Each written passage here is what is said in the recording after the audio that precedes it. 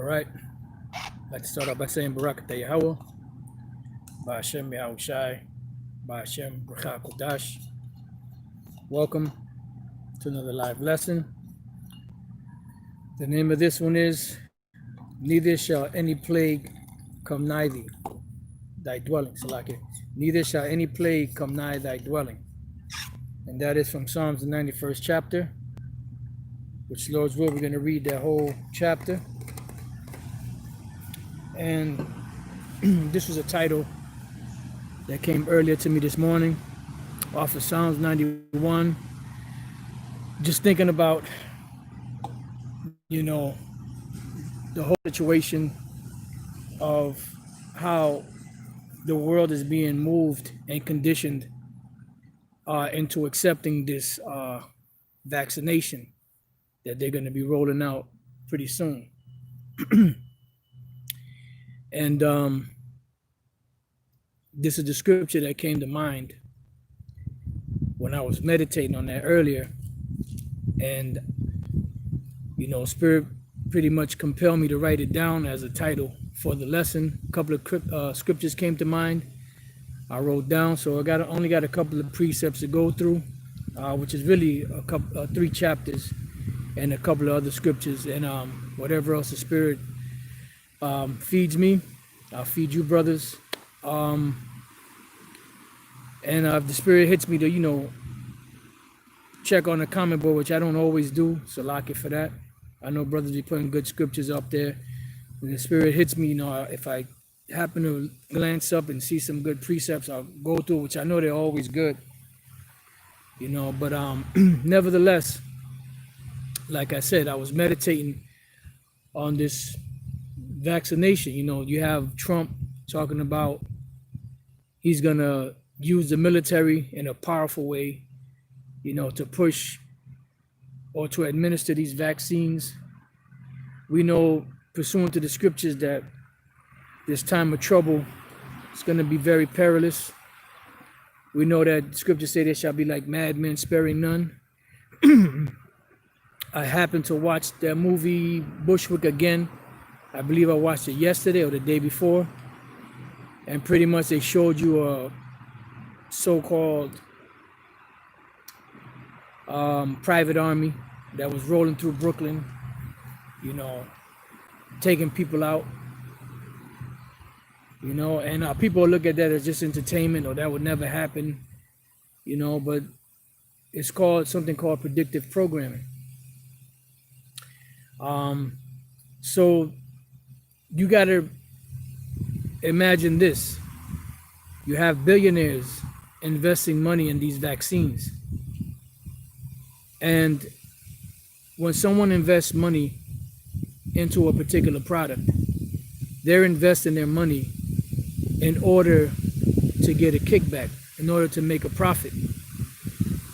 So there's no way that these devils like Bill Gates and others have invested all these billions of dollars into these vaccines and are just going to let it go away without making their money back and quadrupling, making it 100-fold the money that they invested.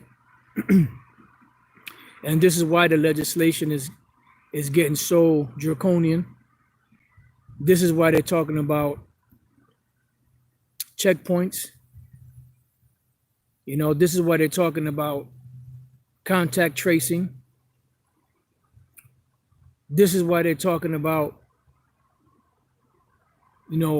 if people don't take this vaccine, they won't be able to work. They won't be able to buy anything. They won't be able to go here, there, The ones that are not vaccinated will be very restricted. And this is the devil's way, which when I say devil, I'm talking about the so-called white men, the Edomites. This is their way of pushing this draconian legislation. Now I want to read, I got 2 precepts in mind that just, one of them, they just both came to mind. Let me just grab them. And I want to speak on this other article that I ran across here in Connecticut. All right. I got this one precept. Let me get the other one so that we can get rolling. All right, so let me read this one first. Micah 2:1. Woe to them that devise iniquity and work evil upon their beds. When the morning is light, they practice it, because it is in the power of their hands. And this is the deal. I mean, this is why it's the statement that Maya M. Shelbauer made was so profound in the sense of, you know, the mentality that these devils have. Give me control of the nation's money and I care not who makes the laws. Now that's a profound statement, because that covers a broad stroke. Because if you control the money, you control the legislation. And that's pretty much what he was saying in a nutshell without saying it. There's a saying, money talks, bullshit walks. Scriptures speak about money being a defense, money answering all things. You know? So that was, you know, heavy. He said that, and we're seeing the fruits of it this day. Because through the Federal Reserve that was contrived, I guess, for lack of better words, or conceived back in 1910 through that they had in Jekyll Island in Georgia. 3 years later, they came up with the Federal Reserve, and the Federal Reserve in 1944, under the Bretton Woods Agreement, out in New Hampshire, I believe it was, gave the American dollar the position of the world reserve currency, you know. So through the creation of this Federal Reserve, through the creation of this money out of thin air, they were able to gain control not only of America's monetary or their economy, but of the world. Because once the dollar became world reserve currency, all other monies had to be converted into dollars in order for them to be able to trade against the dollar. So, which leads me to the next scripture. This is the book of, I just went past it. This is the book of Isaiah, chapter 10 and 1. Woe unto them that decree unrighteous decrees, and that write grievousness which they have prescribed. And these things have been written. And that's why we read about that beast that came up, that spake as a lamb and had two horns like a lamb and spake as a dragon. Because that particular beast, which is America, actually pushed the legislation that we're seeing today that would pretty much bring the world to their feet, you know, and we're seeing that happening. Now, there was an article I ran across, which I sent it to the elders, bishops of Connecticut, and Elder Ayatan, or Bishop Ayatan, sent me a text back that he had just ran across that. There were two individuals from Connecticut that went traveling. And when they came back from Florida and from Texas, they didn't follow procedure that they were supposed to follow because of them so-called hot zones. And they both got hit with $1,000 fines. So that started a trend. You see, this is that legislation. These are those draconian measures, because that's all they need is one example, two examples, and that'll start the wheel in motion. Remember that movie Dragon with the guy that played Bruce Lee. You know, when they went to that place that he was gonna rent for his place of workout, what did he do?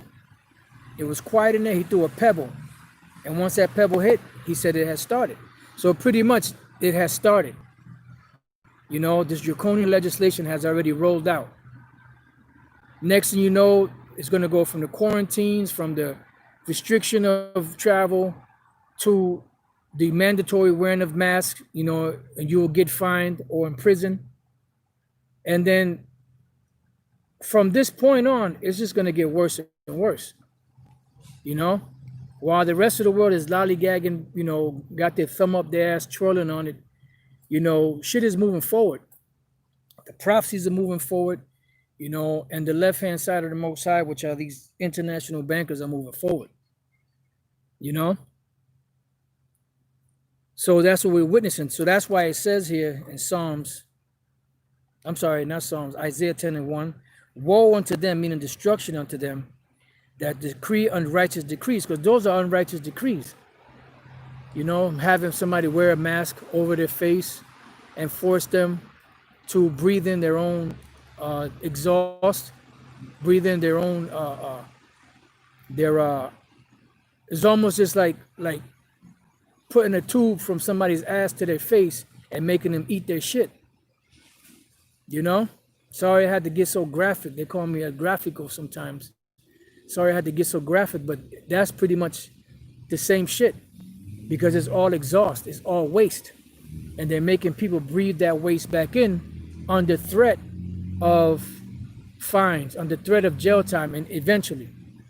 And seeing that these two individuals were hit with those $1,000 fines, that means that they ain't playing. That's why Bill Gates, with that devil Bill Gates, with that devil she-male wife of his, you know, Melinda Gates, he said that they didn't take the first wave serious, but they're going to take the second wave serious, and he had to fight back laughing, because these devils have plans, man.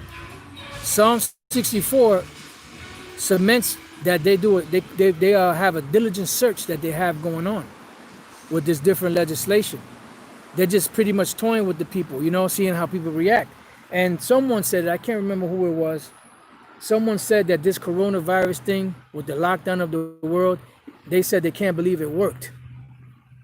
Well, obviously those insiders are not too bright, and they're pretty much boneheads, because these people are already ready to go. You know, and that just shows you that the Most High, Yahweh Bashem El Shai, is in control. Because you're putting up an agenda that you want to push, but you're not sure if certain things are going to work. That's why you try to, you know, test certain things out here and there. So when they start rolling this stuff out, you know, the elect of Yahweh Bashem El Shai don't have anything to worry about. Now I'm going to read the key verse of the title of this lesson, neither shall any plague come nigh thy dwelling, which is located in the book of Psalms, chapter 1, and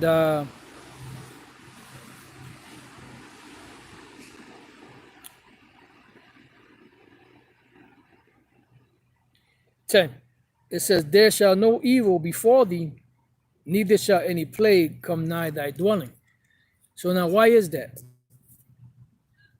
Well, because the elect are the elect. And guess what? The elect will be doing the things that are pleasing in the sight of the Lord as far as his work is concerned. You know, now the elect are not perfect. They're going to go off. But as far as doing the work of the Lord, his bidding, they will be doing it. And that is a part of the hedge that the Lord will put around the elect.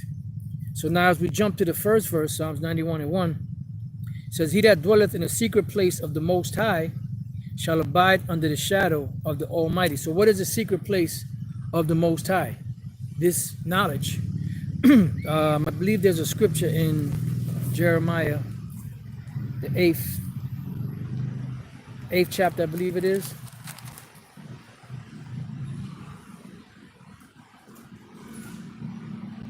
Yep.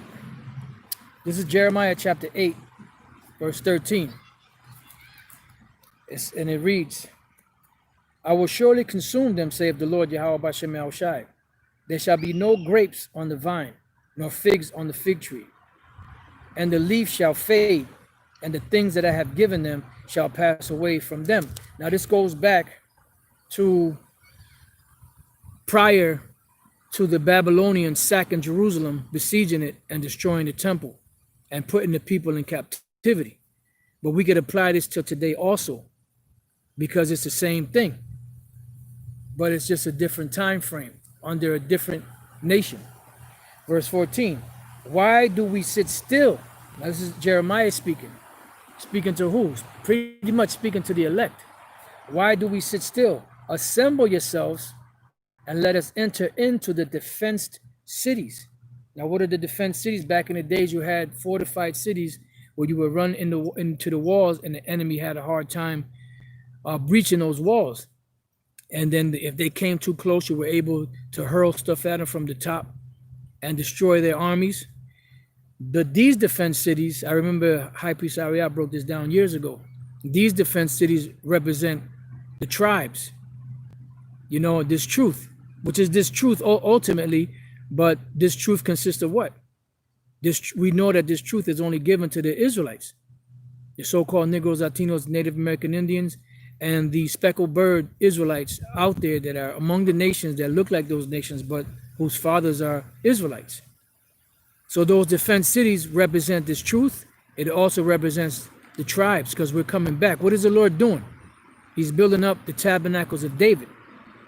And in building up the tabernacles of David, he's given us the name Yahweh, the name YAHAWAH'S, our nationality, and we're putting that back on as per Ezekiel the 37th chapter. So as the flesh is coming upon the bones and the sinews and everything coming locked together, that is a part of the defense. So it says, why do we yet sit still? Why do we sit still? Assemble yourselves and let us enter into the defense cities, and let us be silent there. Why? Because no evil shall be able to touch us as long as the Lord has his hedge about us. Right?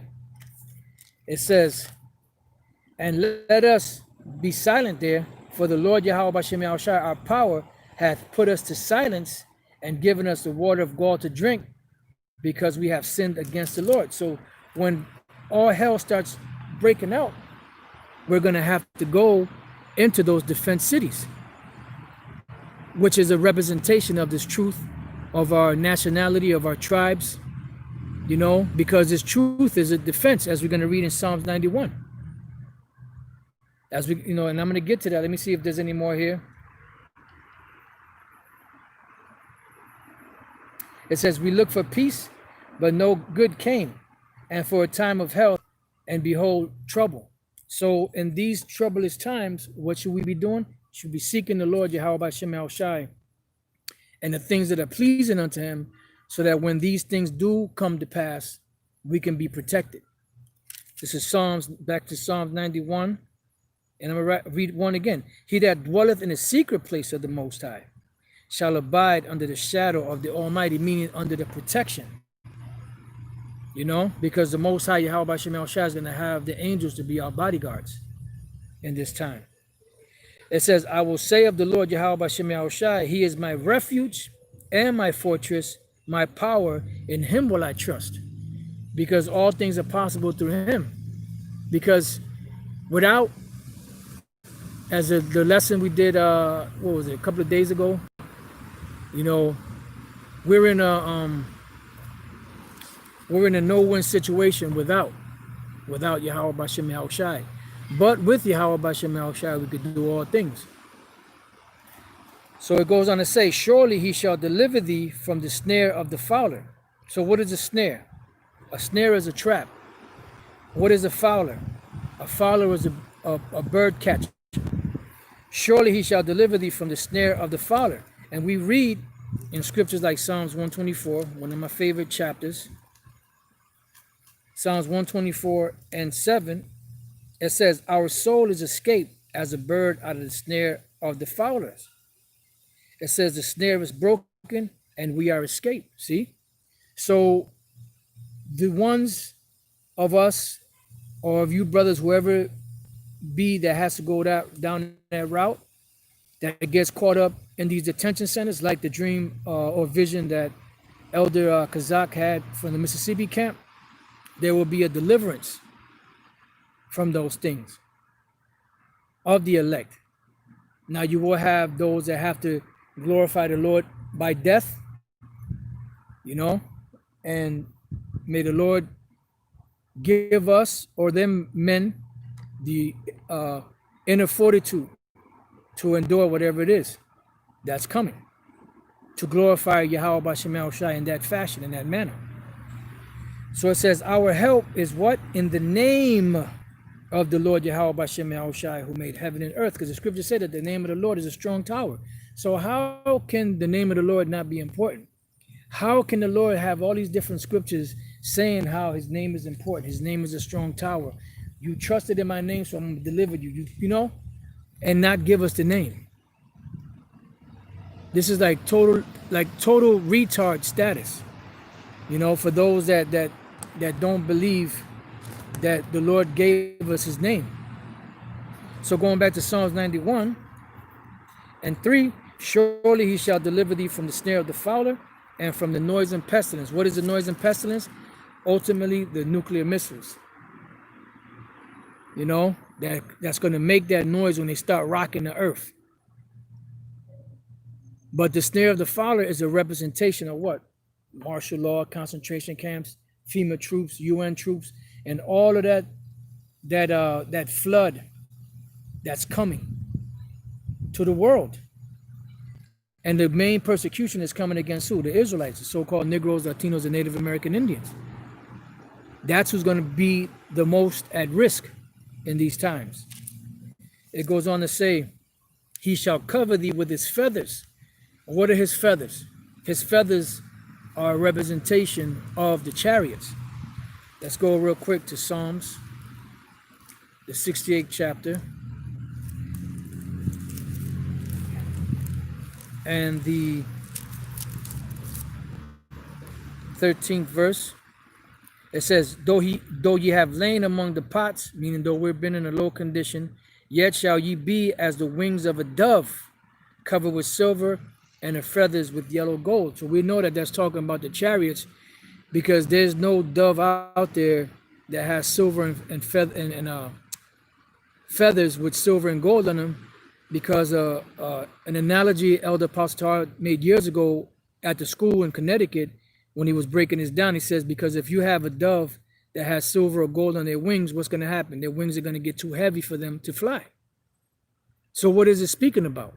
This is speaking about the chariots. It says, when the Almighty scattered kings in it, it was white as snow and salmon. It says, the hill of the Most High is as a hill of Bashan, and high hill as a hill of Bashan.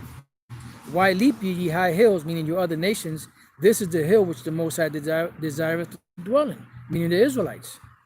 Yea, the Lord Yahweh B'Shem Yahushai will dwell in it forever, because the Most High made that promise to Abraham. It says the chariots, which is letting you know that that dove with the gold and silver feathers was talking about the chariots. The chariots of the Most High are 20,000, even thousands of angels. The Lord is among them, as in Sinai in the holy place. And you can read about that in the book of Deuteronomy. You know, how the Lord came from Mount Paran. All right, so now let's go back to Psalms. I'm sorry, before I read that, let's go to Isaiah. I got Psalm on the brain. Go to the book of Isaiah, chapter 60, verse 8. It says, who are these that fly as a cloud and as a dove to their window? See? So what is that? That's talking about the chariots. And it says back in Psalms 91 and 4, he shall cover thee with his feathers, and under his wings shalt thou trust. So it means that there is going to be a protection from something, which is called what? Salvation. So when are we saved? When the Lord delivers us out of here, not prior to that. That's another thing these wacky-tacky Christians say in the churches, that they're saved. Saved from what? There's still impending danger coming. The ones that get beamed up into the chariots, then you can say, well, I'm saved. And that's why in Revelation 15, I believe it is, the men that were delivered, they gave such a great praise to the Lord for delivering them from that impending danger, from that doom. that was coming. This is Isaiah chapter 26, verse 20. Come, my people, enter thou into thy chambers. What is a chamber? It's a room that you go into. These chambers are speaking about what? The rooms, or the room or rooms of the chariot, where there's going to be a protection from this destruction. It says, come, my people, enter thou into thy chambers, and shut thy doors about thee, just like Noah did, right? Hide thyself, as it were, for a little moment, until the indignation be overpassed, because this is going to take 1 hour. It's going to be easy work for the Lord to take this place out, 1 hour. So it says, hide yourself for a moment until the indignation be passed. What does the word indignation mean? Righteous anger. That hot fury that the Lord is going to unleash on this place, that he's been waiting to do. That's why he says he's long suffering. And when he gets to tear it into this place, man, it's going to be devastating. And really the main place to be, especially on this side of the world, would be up in the air in the chariots, because this earth is going to be rocking and rolling, as per Isaiah the 24th chapter. So now going back to Psalms 91:4, it says, his truth shall be thy shield and buckler. Let's look up those two words, because this truth is the shield and buckler of the elect, and it's going to be precious to the elect, and they will treat it as being precious, because they understand the the seriousness or the gift of this truth, and how this truth is going to be a covering. This is the garment that YAHAWAH'S spoke of in book of Revelation, to keep your garments, at least they see you naked. This is the garment. The same thing that people are scoffing at, the breakdowns of the scriptures, this is the garment. But most of them are laughing at it. So the word for shield is tazanah, something piercing, hook, barb, meaning dubious, coolness, cold as snow, shield, large shield, buckler, shield. So it's a shield, it's a buckler, it's a something for protection. And the word buckler is macharah, buckler, shield. Pretty much the same thing, something surrounding the person. And what is that something surrounding the person? What we read in the book of Ezekiel 9:4, that mark in the book of Ezekiel 9:4, when the Lord said, come not near anyone upon whom is the mark. And when you look up at that word mark in the Hebrew word there is kwai. And the word kwai means exemption from judgment. I'm sorry, not kwai, thawa. Kwai is Leviticus. The word in Ezekiel 9:4 is thawa, which means exemption from judgment. That's why it says, come not near anyone upon whom is the mark. And that's why here it says, his truth shall be thy shield and buckler. That's what's going to be in the spirit, in the mind of the elect, that's going to shield them from impending danger. Just like the blood of the doorposts in Egypt covered those Israelites from having any of their firstborns be put to death. Today, this truth, coupled with the blood of YAHAWAH'S, which is this word also, which we read in 1 John the 5th chapter, it speaks about the word and the water and the blood. Those are all a part of that thawa, or that exemption from judgment, or that covering, or that shield, or that buckler, which is what covers a person. It's like a force field,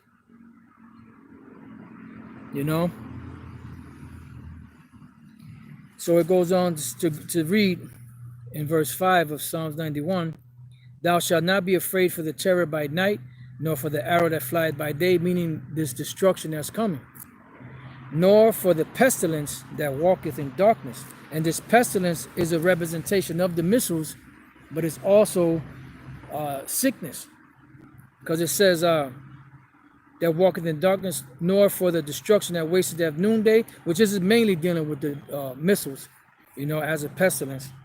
But as we read further down, it says, 1,000 shall fall at thy side, and 10,000 at thy right hand, but it shall not come nigh thee. It says, only with thine eyes shalt thou behold and see the reward of the wicked. And that's going to be something, man.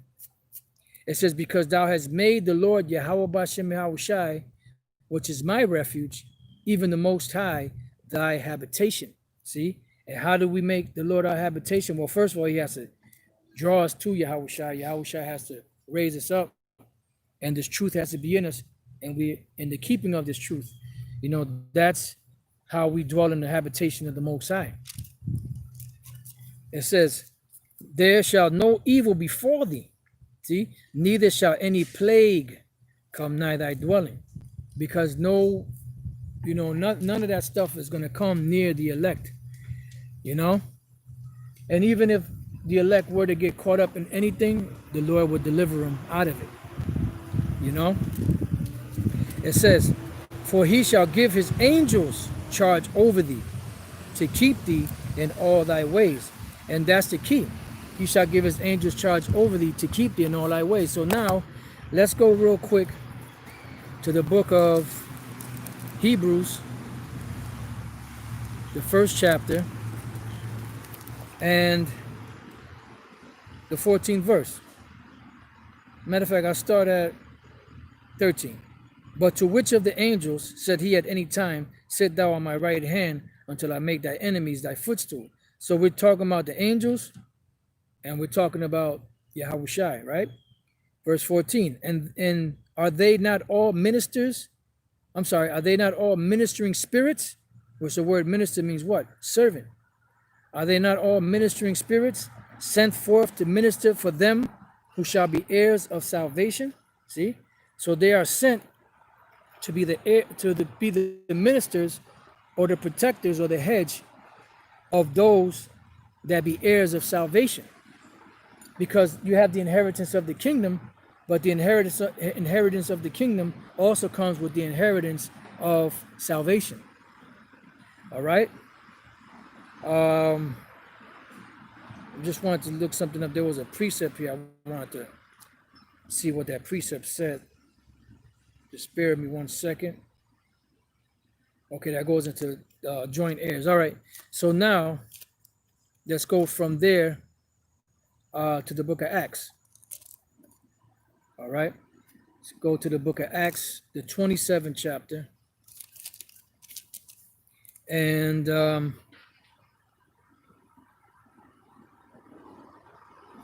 and 21. Right?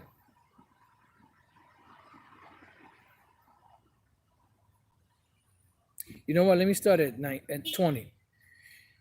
You could start at the first verse and read this chapter to get the understanding. This is Paul on his way to Rome to see, to appeal to Caesar.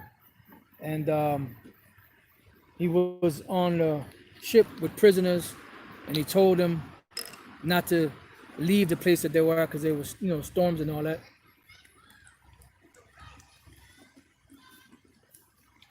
Salaki brothers. And they didn't listen to him. They shipped off anyway. So the ship was under threat of being destroyed. And pretty much he told them, don't worry, no, there's going to be no loss of life, only the ship, So this is part of what he was saying. So we read in here, Acts 27 and 20. And when neither sun nor stars in many days appeared, and no small tempest lay on us, meaning this was a serious storm, all hope that we should be saved was then taken away. It says, but after long abstinence, Paul stood forth in the midst of them and said, sirs, you should have hearkened unto me, and not have loosed from Crete, and to have gained this harm and loss. And now I exhort you to be of good cheer. For there shall be no loss of any man's life among you, but of the ship. For there stood by me this night the angel of the Most High, whose I am and whom I serve. See? Saying, fear not, Paul, thou must be brought before Caesar, and lo, the Most High hath given thee all them that sail with thee. Wherefore, sirs, be of good cheer, for I believe the Most High that it shall be even as it was told me. So pretty much, he was letting them know that his, what they call his guardian, the guardian angel, was there, appeared to him and said that you're gonna be all right, because you're not gonna die, and nobody here is gonna die, because you got to go and appear before Caesar. So what was that? That was an example of an angel protecting the Apostle Paul. So now, okay, I have low battery, it's saying. All right, so I only got 8%. So I'm gonna have to stop this. Let me just read this. Let me finish reading Psalms 91 and we can close it out. It says, there shall no evil befall thee, neither shall any plague come nigh thy dwelling. It says, for he will give his angels charge over thee to keep thee in all thy ways. They shall bear thee up in their hands, lest thou dash thy foot against a stone. Thou shalt tread upon the lion and adder, the young lion and the dragon shalt thou trample under feet. Because he hath set his love upon me, therefore will I deliver him. I will set him on high, because he hath known my name. See? He shall call upon me, and I will answer him. I will be with him in trouble. I will deliver him and honor him. With long life will satisfy him and show him my salvation. So pretty much the elect of the Lord are going to be delivered. I don't know how much of that got caught, because the feed cut out because my battery is low. So I'm gonna have to end it there. The Lord's will, if Spirit hit me later, maybe I could revisit the same chapter and do a part 2 to it, because I still have more precepts. So with that, Salaka for that, brothers. I thought usually I listen to my phone and watch videos and stuff and still do my my lessons and still have enough juice to get through it. But obviously today has not been one of those days. All right, so with that, I pray that your brothers have been edified. And like I said, if the Spirit hits me, Lord's will, I do a part 2 to this. Shalom.